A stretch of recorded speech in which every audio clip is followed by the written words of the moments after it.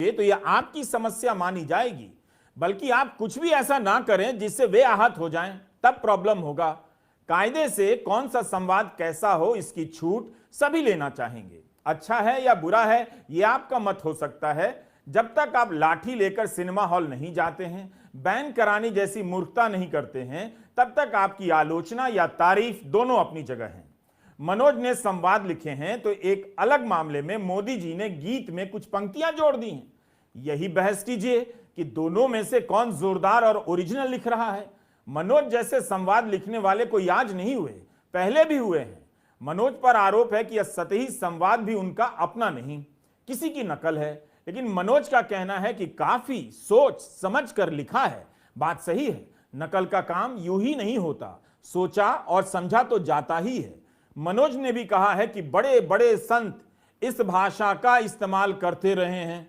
जब तक वो बड़े बड़े संत सामने आकर मनोज को गलत नहीं कहते हैं, तब तक आप इस वीडियो को देखिए। मनोज ने एक काम तो किया है, रामायण के फिल्मी प्रस्तुतिकरण को हर तरह की मर्यादा से मुक्त कर दिया है। अब कोई नहीं कहेगा कि रामायण पर फिल्म बना रहे हैं तो ऐसे ही बनाएंगे, बल्कि अब आप कैसे भी बना सकते हैं।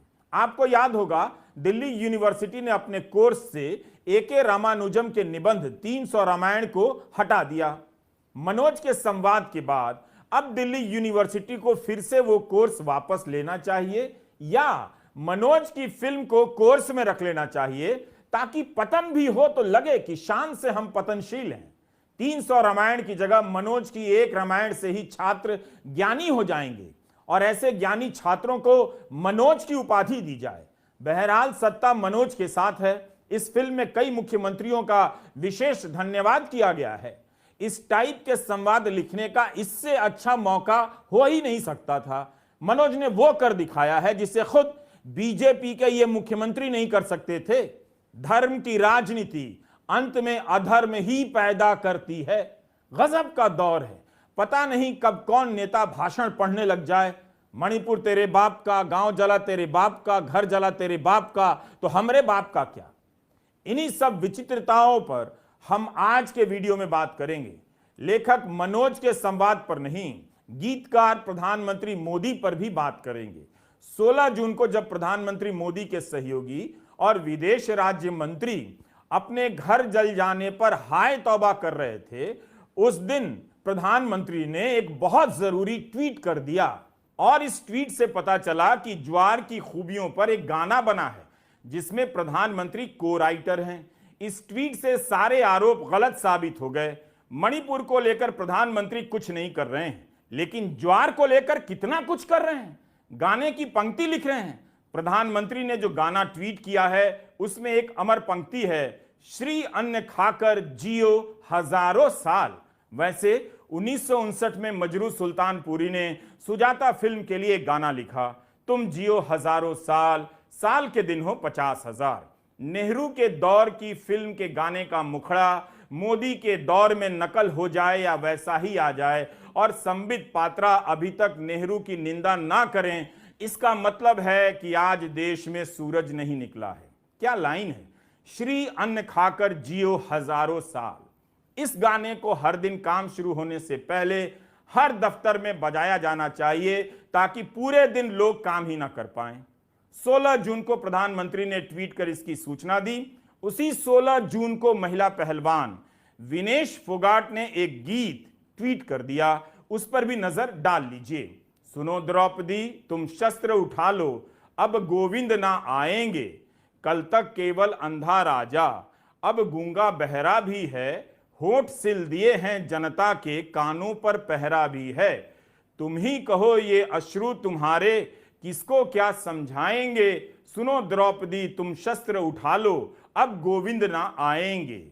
मुझे पता था कि आप पुष्यमित्र उपाध्याय के इस गीत पर वाह वाह करेंगे, लेकिन समय की विचित्रता देखिए। जिस पुष्यमित्र के गीत को विनेश फोगाट ने ट्वीट किया है, वो एक बार प्रियंका गांधी से नाराज हो गए कि चित्रकूट की रैली में उन्होंने उनके ये गीत पढ़ दिए। हमने उनके ट्विटर हैंडल पर उस समय का ट्वीट खोजा मगर नहीं मिला, लेकिन कई अखबारों में उस समय यह खबर छपी थी।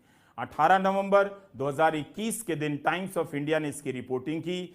कवि पुष्यमित्र उपाध्याय ने कहा कि उनकी यह कविता एक गंभीर सामाजिक विषय को उठाने को लेकर रची गई थी। इसका राजनीतिक उपयोग इसकी भावनाओं को सीमित करने वाला है। उन्होंने कहा कि यदि प्रियंका गांधी ने उनकी पंक्तियों का राजनीतिक उद्देश्य के लिए उपयोग ना किया होता तो बेहतर होता। भास्कर ने उनके ट्वीट को छापा था, जहां उन्होंने प्रियंका से कहा था कि मैं आपको ये अनुमति नहीं देता हूं कि आप मेरी साहित्यिक संपत्ति का राजनीतिक उपयोग करें। कविता भी चोरी कर लेने वालों से देश क्या उम्मीद रखेगा। पुष्यमित्र उपाध्याय ने अमर उजाला से कहा कि उन्होंने 2012 में निर्भया प्रकरण से आहत होकर इन पंक्तियों की रचना की थी। इसके माध्यम से वे समाज के सभी वर्गों की महिलाओं का दर्द उभारना चाहते थे, लेकिन अब इसका बार बार राजनीतिक दुरुपयोग किया जा रहा है और यह महिलाओं के कष्ट पर लिखी इस कविता का दुरुपयोग है। इसके पहले कांग्रेस नेता दिग्विजय सिंह ने भी अपने मंच से इन पंक्तियों का उपयोग किया था। उस समय भी पुष्यमित्र उपाध्याय ने इसके राजनीतिक उपयोग को लेकर विरोध प्रकट किया था। चुनावी समय था और यूपी में लड़कियों के साथ होने वाली हिंसा के संदर्भ में प्रियंका गांधी इस कविता को पढ़ रही होंगी कि उठो द्रौपदी अब शस्त्र उठा लो। राजनेताओं को वैसे भी वीर रस की कविताएं पसंद आती हैं, मगर वीर रस के रचयिता कवि पुष्यमित्र को यह बात पसंद नहीं आई, जबकि वे खुद इस कविता के जरिए निर्भया के समय यूपीए सरकार की उदासीनता पर राजनीतिक चोट करते हुए प्रतीत होते हैं। लेकिन अब उन्हें लगता है कि प्रियंका गांधी का पढ़ना इसका राजनीतिक इस्तेमाल है। उम्मीद है कवि फिर से विनेश फोगाट का विरोध करेंगे कि उन्होंने इसका राजनीतिक इस्तेमाल किया, दुरुपयोग किया। हम समझते हैं कि विनेश फोगाट ने इस गीत का सोच समझकर ही इस्तेमाल किया होगा, पुष्यमित्र से पूछ लिया होगा। कवि को भी तो ईडी का डर लग सकता है। यह एक जनरल सवाल है जो किसी से भी पूछा जा सकता है। प्रधानमंत्री गाने में कोलैबोरेट करने लगे हैं। मुझे चिंता है कि इस उत्साह में आत्मनिर्भर भारत के सारे गीतकार और संवाद लेखक प्रधानमंत्री निर्भर ना हो जाएं। प्रसून जोशी निर्भया के समय गीत लिखा करते थे तो महिला पहलवानों पर नहीं लिख सकते, लेकिन कोई बात नहीं, कम से कम उनसे ज्वार पर तो लिखवाया ही जा सकता था। इससे प्रधानमंत्री का कीमती समय भी बच जाता। इन्हीं का एक सवाल था प्रधानमंत्री से कि आप में इतनी फकीरी कहां से आती है। प्रधानमंत्री खूब समझते हैं कि गीत लिखने वालों में अब फकीरी आ गई है। वे महिला पहलवानों पर लिखकर अपनी किरकिरी नहीं करवाएंगे, वरना ईडी भिजवाएंगे, बचा नहीं पाएंगे। ईडी की सीडी पर नाचे इंडिया, ईडी की सीडी से भागे इंडिया, ये गाना कैसा रहेगा जॉन। अब मनोज के होते लगता है प्रसून की जरूरत नहीं रही। मनोज ही नए जोशी हैं, मनोज ही नए प्रसून हैं। मनोज अपने आप में मनोज तो हैं ही, वही सनोज हैं, सरोज हैं और अफरोज हैं। प्रधानमंत्री समझ गए होंगे कि ज्वार पर गीत लिखने का काम, श्री अन्न पर गीत लिखने का काम द्वार पर खड़ा गीतकार नहीं कर सकता है, इसलिए वे खुद कोलैबोरेट कर गाना लिख रहे हैं। प्रधानमंत्री इस गाने के को राइटर हैं, बस मणिपुर में को राइटर या को ड्राइवर की भूमिका में नजर नहीं आ रहे हैं, जहां डबल इंजन नाम की मोटर गाड़ी सड़क से उतरकर खड्डे में गिर गई है। 16 जून बहुत विचित्र दिन रहा। आज के वीडियो में 16 जून याद रखिएगा और वीडियो पूरा देखिएगा। सेना के retire lieutenant general Nishikant Singh ने ट्वीट किया कि वे मणिपुर से हैं और रिटायर जिंदगी जी रहे हैं। मणिपुर एक राज्य तो है, मगर आज राज्यविहीन हो चुका है। यहां कभी भी किसी की संपत्ति और जीवन नष्ट की जा सकती है, जैसे लीबिया, लेबनान, नाइजीरिया और सीरिया वगैरह में हो जाती है। ऐसा लगता है कि मणिपुर को उसके हाल पर छोड़ दिया गया है। क्या कोई सुन रहा है? इसके साथ इन्होंने 1999 का एक स्टैंप भी साझा कर दिया कि युद्ध की सीमा होती है। जो हाल आदि पुरुष के दर्शकों का हुआ है, जो आहत होने के नाम पर दूसरों को खदेड़ा करते थे, अब खुद आहत हो रहे हैं मगर खुद को खदेड़ नहीं पा रहे हैं। वही हाल लेफ्टिनेंट जनरल साहब का लगता है। उनके ट्वीट से लग रहा है कि वे राज्य को पुकार रहे हैं, प्रधानमंत्री की चुप्पी की बात कर रहे हैं। लेकिन जब इनका पहले का ट्वीट देखा गया तो लेफ्टिनेंट जनरल साहब भयंकर मोदी समर्थक निकले। हर बात में मोदी है तो मुमकिन है कहने वाले सेना के रिटायर्ड लेफ्टिनेंट जनरल को लगता है कि मणिपुर सीरिया हो गया है। इससे तो लाख गुना बेटर पोजीशन में आदि पुरुष के मनोज हैं।